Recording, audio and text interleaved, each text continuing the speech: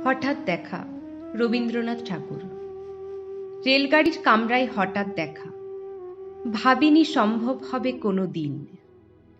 আগে ওকে বারবার দেখেছি লাল রঙের শাড়িতে, ডালিম ফুলের মতো রাঙা।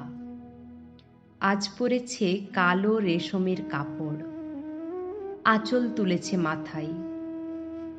দোলন চাপার মতো চিকন গৌর মুখখানি ঘিরে মনে হলো কালো রঙে একটা গভীর দূরত্ব ঘনিয়ে নিয়েছে নিজের চারদিকে, যে দূরত্ব সর্ষে ক্ষেতের শেষ সীমানায় শালবনের নীলাঞ্জনে।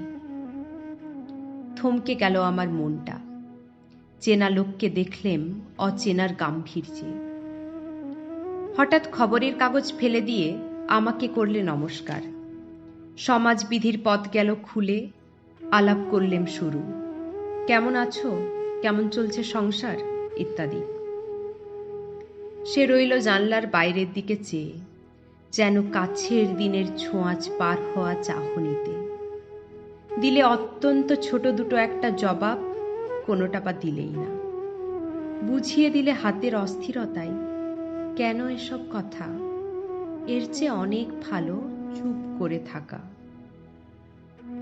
আমি ছিলাম অন্য বেঞ্চিতে, ওর সাথীদের সঙ্গে।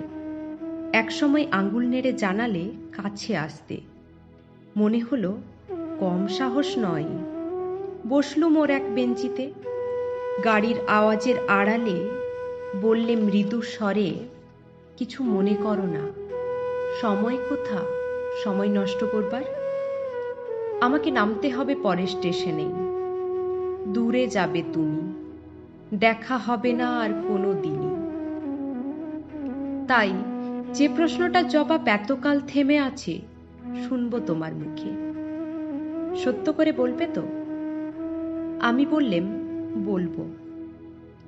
বাইরের আকাশের দিকে তাকিয়েই শুধল, আমাদের গেছে যেদিন একেবারেই কি গেছে, কিছুই কি নেই বাকি। একটুকু রইলেম চুপ করে, তারপর বললেম, রাতের সব তারাই আছে দিনের আলোর গভীরে। খটকা লাগলো, কি জানি বানিয়ে বললেম নাকি। ও বললে, থাক এখন যাও ওদিকে।